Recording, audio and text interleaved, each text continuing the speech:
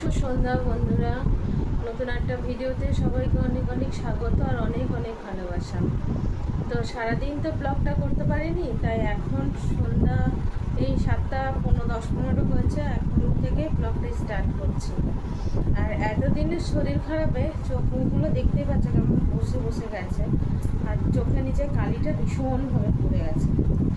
তো যাই হোক, একটু গিয়েছিলাম বাজার থেকে বাড়ি আসলাম। আমার এয়ারটেলের সিমটা একটুখানি জিওতে পোস্ট করানোর জন্য বাজারে গেছিলাম, পোর্ট করানোর জন্য পোর্ট।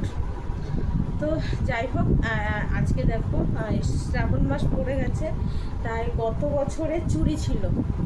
গত বছর শ্রাবণ মাসে চুরি পরার জন্য কোথা থেকে চুরি পরবো, মানে আমি তখন ছিলাম গত মাসে শ্রাবণ মাসে ব্যাঙ্গালোরে হসপিটালে কিসকে নিয়ে, কিসের সে সময় ওটি ছিল, তো মানে অপারেশন হয়েছিল আর কি। তো তারপরে ও যখন হসপিটাল থেকে বাড়ি মানে হোটেলে আমরা আসলাম, তারপরে আমি বললাম কি শ্রাবণ মাস পড়েছে, চুড়ি কিনবো, এবার কোথা দিয়ে কিনবো খুঁজে পাচ্ছি না। তারপরে ওখানে ব্লিঙ্কিট ছিল, ব্লিঙ্কিট থেকে অর্ডার দিয়েছিলাম এই চুড়িগুলো, ঠিক আছে। তো দুটো মানে 12-12-24টা। তো এখন আর দেখো একটা চুড়িও ভাঙিনি। গত বছর পরেছিলাম, আবার এই বছর যত্ন করে রেখেছিলাম, আবার এই বছর পরেছি। এই দেখো দুই হাতেই পরেছি, ঠিক আছে। তো এই হাতে 4টে, ওই হাতে 4টে। কি বলছে বেশি পড়তে হবে না, কম কম করো, পড়তেই হবে না বলছিল। আমি বললাম কি না, একটু কম কম পড়ি, শ্রাবণ মাসে সবাই পড়ে, ভালো লাগে। তা আমি একটুখানি পড়লাম।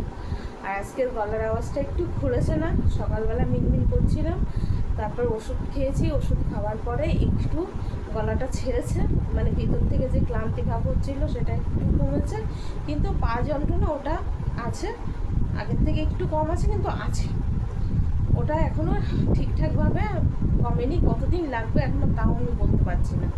তো বাজার থেকে বাড়ি আসার সময় মানে একটা সিঁড়ি আছে, মানে আমাদের কি ব্রিজের নিচেই তো আমাদের বাড়িটা, তো ব্রিজের নিচে দিয়ে আসতে গেলে একটা সিঁড়ি করে ওখান দিয়ে আসা যায়। তো ওখান দিয়ে আসার সময় সিঁড়ি দিয়ে নামছি, তো আমি হাঁটতেই পারছি না, মানে পা ভাঁজ করে হাঁটতে পারছি না।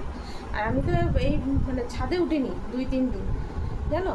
আর বিকেলবেলা আজকে কী করেছি, আমি জানলাটা পরিষ্কার করেছি, সেটা তোমাদেরকে কালকে দেখাবো, কালকের ব্লগে দেখাবো, ঠিক আছে। জানলাটা পরিষ্কার করেছি, ওখানে গাছ লাগাবো। কালকে যদি জুত পায়, আর কালকে অনেক রান্নাবান্না আছে, তারপর আবার মেয়েও আসবে, অরূপ আসবে। তো কালকে যদি জুত পায় দেখবো। চলো, এক জায়গায় দাঁড়িয়ে অনেক বক করলাম। তো এখন আমি চা বসিয়েছি, চা হচ্ছে। আর বাজারে গেছিলাম, একটুখানি পকোড়া নিয়ে এসেছি। অনেক দিন হয়েছে চিকেন পকোড়া খাইনি, ঠিক আছে। দাঁড়াও, চাটা ঢেলে নিই। তো বন্ধুরা, আমার চা কমপ্লিট হয়ে গেছে। আর আমরা তো র চাই খাই বেশি, আদা, গোলমরিচ, তেজপাতা দিয়ে র চাটাই খাই। দুধ চা খুব কম খাই, মাঝে মধ্যে খাওয়া হয়, কেউ আসলে বানানো হয়, নাইলে বানাই না। তো এই যে আমার চা বানানো ডান। চলো এবার চায়ের সাথে পকোড়া খাওয়া হবে। চলো তোমাদেরকে দেখাচ্ছি।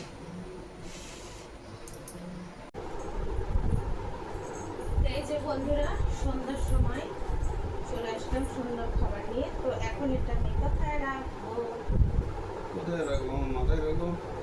চলো নাও, মাথায় রাখো, নাও।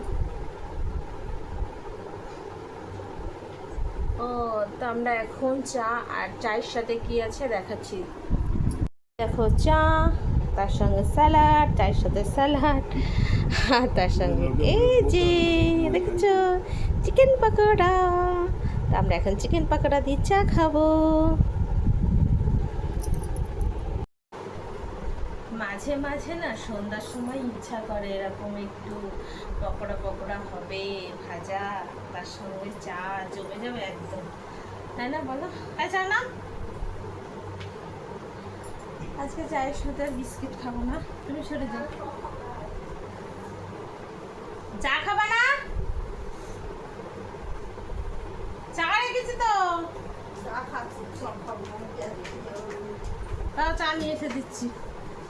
আমি নিচ্ছি, নাও তাহলে। মুখ দিয়ে গন্ধ হবে, কি হদিকে ভগবান রাগ করবে। ভগবান ভগবান খুঁজে যাবে না পেঁয়াজ খেয়ে গেলে।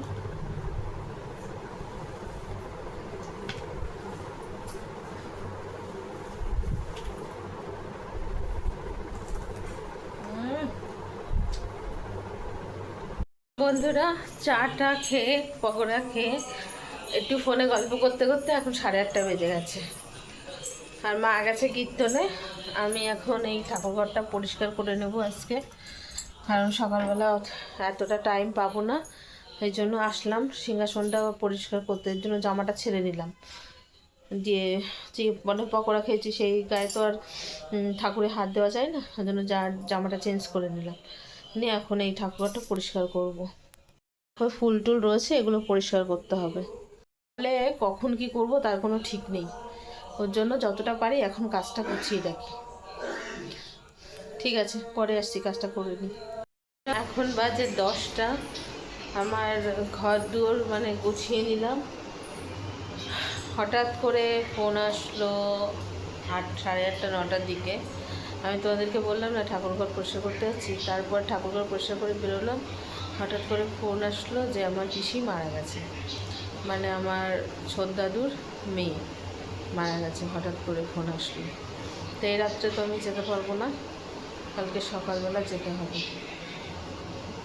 পিসির যেহেতু কেউ নেই তো যেতে হবে।